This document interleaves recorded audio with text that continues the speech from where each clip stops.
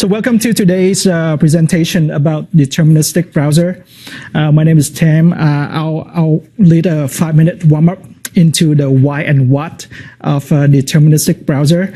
And then my teammate Jordan will take you for a quick dive into the technical details of this, and hopefully we'll emerge safely after 15 minutes or so. So as a hacker, what can I exactly do with browser-related timing attacks? First, I can easily fingerprint your browser in JavaScript, seeing what version you are running, and so that I can deliver the right drive-by downloads, infect your machine. I can guess your browser secrets, such as browsing history or logon sessions, and by carefully crafting the cross-site timing attacks and requests, I may be able to figure out the content of the images that you browsed, the forms you fill, etc. And last but not least, I can guess the content of the lower-level cache on your browser and system. So here on the right-hand side, we see some common types of browser-related timing attacks, and surprisingly, most modern browsers like Chrome, Firefox are very vulnerable to those attacks. This is why we need a deterministic browser.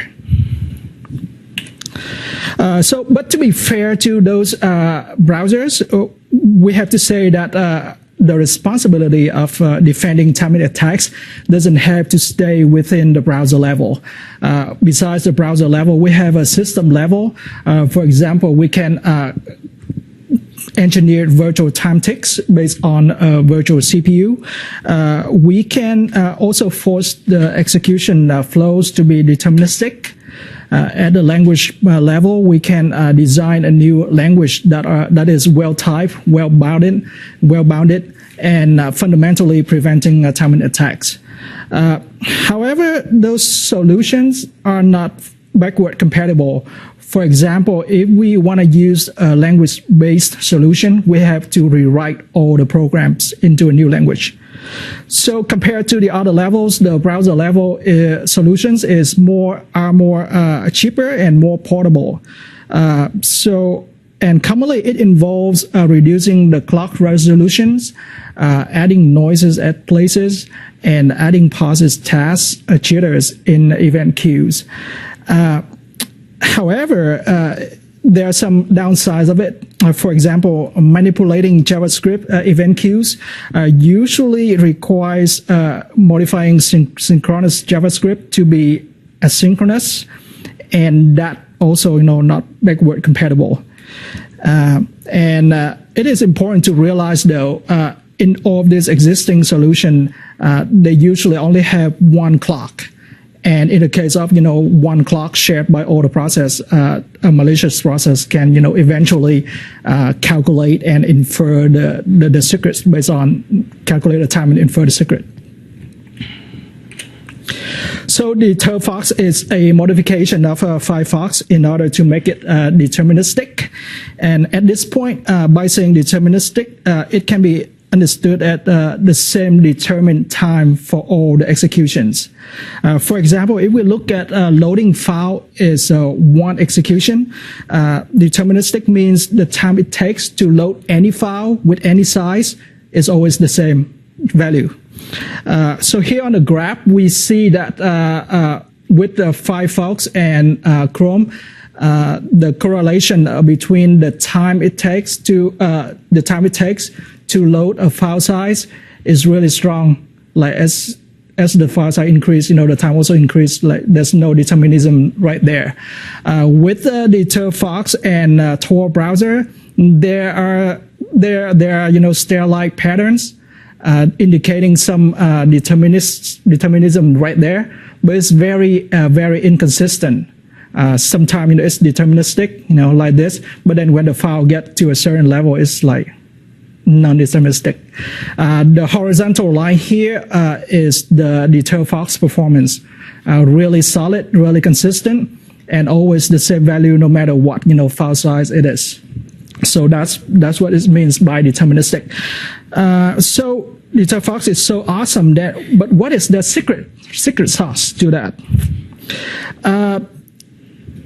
There are four main key points. First, they strengthen the reference frames design models. Jordan will talk more about reference frames later on. And then the second is they proactively deploy more clocks into the scheme by adding more independent clocks for each RF reference frames, and the time elapsed differently in each RF. And then finally, they tie everything together by enforcing a DeterFox, they call it kernel, kind of centralized control scheme for virtual clocks using this method. And then we're gonna go for a dive. Hold your breath. Take it away. Please start. I just have a fundamental doubt. I thought determinism was when you can predict it in like a kind of polynomial time scenario. We'll talk about what determinism actually is. Oh, yeah. Okay. Hi everyone, I'm Jordan. I'm going to try to explain what, let's just come right out in front and say was a rather confusing paper. Okay? One thing I want to quickly do here at the beginning is the paper kind of made a bit of a big thing about reference frames, physics. And there was some hand waving, and there was no actual reference to any physics that I could see in the paper. So Tam and I kind of thought, what were they talking about? And this is the closest we could come up with, okay? So this is, I think, the physics take on what they were trying to do. We have an observer. This is what they were trying to get at, maybe. We'll pretend. We have a malicious observer, our stick figure.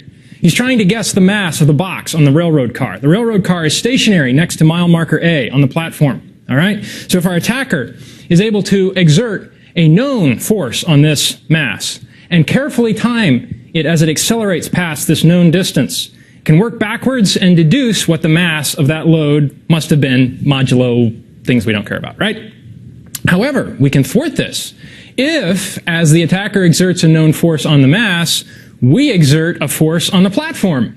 And the platform begins moving. And of course, the observer can't tell this because it doesn't have a frame of reference to know that his platform is moving underneath him. And so as we get to this point where originally it would have been at mile marker B, the observer doesn't realize that because mile marker B is farther ahead, farther down the platform. So in this sense, we've masked the secret by messing with the observer's perception of the passage of time. All right? It's important to note we haven't actually changed how fast the train is moving. We can't. That's just what it is. But we can mess with the observer's perception of time by playing some games, all right? And that is essentially what is going on here. All right, so getting back to the paper. They try to define a reference frame as this thing with a clock and maybe some other things, and I almost thought I understood it, and then they started using the term reference frame a different way, and I didn't understand it anymore. So I'm not going to play that game, okay? We're not going to talk about reference frames. We will induce intuitively what a reference frame is by talking about their implementation, because I think that's more concrete and easier to understand and more enlightening. All right, so let's begin with the observation, if you'll pardon that horrible pun, that an observer is executing JavaScript that is executing. And we think of it as an observer because it can look at various things that give it clock measurements. It could, for example, look at the current time with as fine granularity as possible, then do some sensitive activity that has a non-deterministic runtime, whose runtime tells you something interesting, a side channel, and then you measure the time again and you look at the difference and that tells you something, okay? Now, if sensitive were a truly deterministic process, then it would always run the same amount of time for a given set of inputs, right? And timing it wouldn't tell us anything we didn't already know. Now, like the train illustration, we can't actually change how long sensitive takes. It's something like downloading a network resource, something we can't control. So we can't make the process deterministic, at least I don't think. But if we could make the measurement deterministic, so the difference between those reported clock times is always the same for a given set of inputs, then we could take away the revelation of something secret from the non-deterministic process. All right?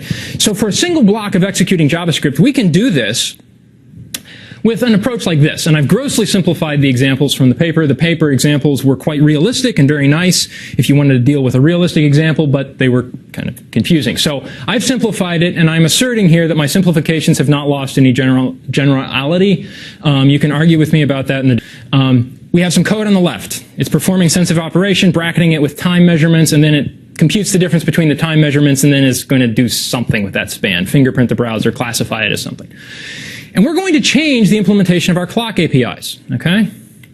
We're going to start our deterministic clock, our D clock, at the same time as the true clock, but then we're going to lock the clock to the progression of our execution through the JavaScript, instruction by instruction, or in this case, for simplification, line by line.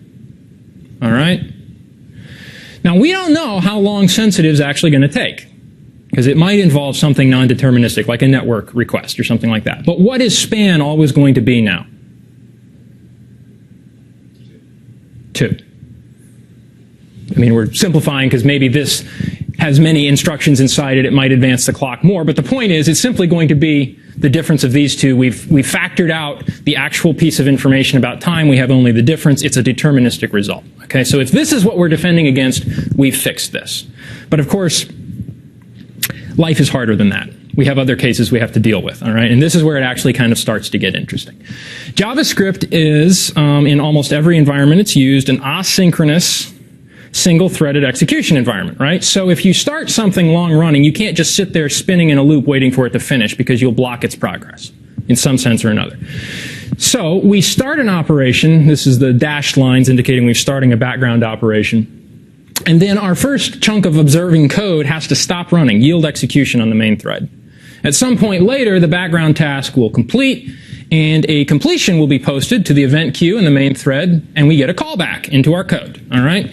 Now, these synchronous operations where we're checking the clock can proceed as before. This could be as simple as look at the clock before we start something, and then look at the clock when we get a callback, and try to deduce from that span what it is. But notice now we have to synchronize clocks across, if you would, reference frames from this point to that point. Okay, maybe that's not so hard, but it gets better. What if we don't use the clock APIs at all, explicitly?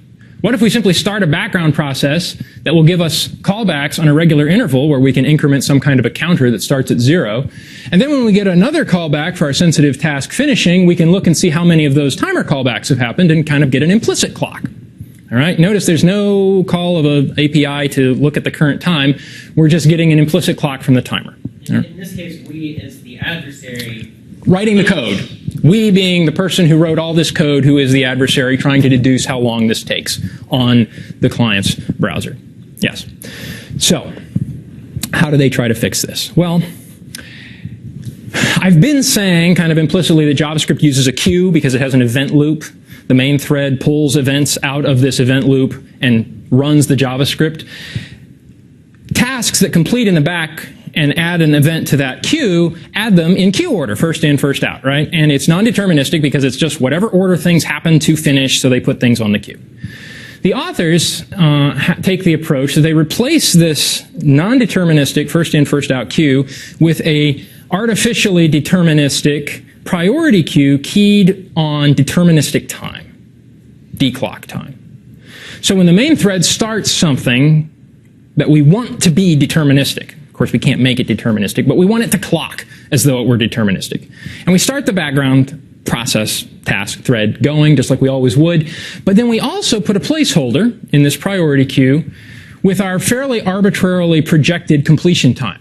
This action shall take n seconds to complete of deterministic time. The task takes as long as it actually takes in the background. And then when the background task wishes to enqueue the callback back to the main thread, it does not add it at the end of the queue. It puts it into the placeholder that has been reserved for it. So there is, according to our deterministic clock, a delivery of that event, step 4, at exactly the time we expected it, which will always be the same, and therefore will never allow us to measure a different period of time. Now, note that just because it got delivered to the main thread doesn't mean it instantly executes at that moment.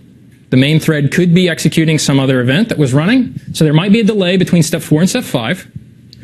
But notice closely the span between step 4 and step 5 is completely independent of the span between step 2 and step 3. So that delay between step 4 and step 5 doesn't reveal anything about how long the gap between 2 and 3 was, so it's not actually revealing how long the auxiliary event took. It's simply a measurement of the fact that we had other code of our own running somehow in place, and it delayed the execution of this event after it had been posted to the proper time in the deterministic queue. The details of how they implement this queue are kind of interesting. If the next event on the queue is a normal event, in other words, it's not a placeholder that hasn't been fulfilled yet, then there are really only two cases. We're dealing with if our D clock is at X and the event's D clock is at X plus 3, that means we just fast forward our clock forward by 3 because nothing else can happen between now and then. That's the next event in the queue. So in that case, we fast forward. If the reverse is true, if our D clock is ahead of this event, that's the case like we saw on the previous slide where something was keeping us busy, we didn't get it the moment it was posted in the queue, no big deal, we won't rewind the clock. If the next event in the queue is the placeholder, a placeholder that has not been completed, then we have two possibilities. We either wait until it is completed and then it just becomes case 1 or case 2, or we wait until it's canceled and we throw it away. The interesting wildcard in the priority queue is this physical clock holder, all right? And this is one of the other confusing things about the paper because DeterFox wisely does not try to make the entire universe deterministic. It does not try to enforce deterministic timing on user keystrokes because that would probably be silly, right? So it uses various heuristics to decide which tasks it's going to try to protect and which tasks it's going to try to make deterministic. And if it's a non-deterministic task, then its events get pushed into the queue back here at the real-time clock placeholder. All right, so those are non-deterministic events. They come into the queue at that point. If we ever grab the physical clock holder out of the queue, if that's the next event, then we need to back off and let there be a span of time between our deterministic clock time and the wall time for us to insert deterministic time-based events.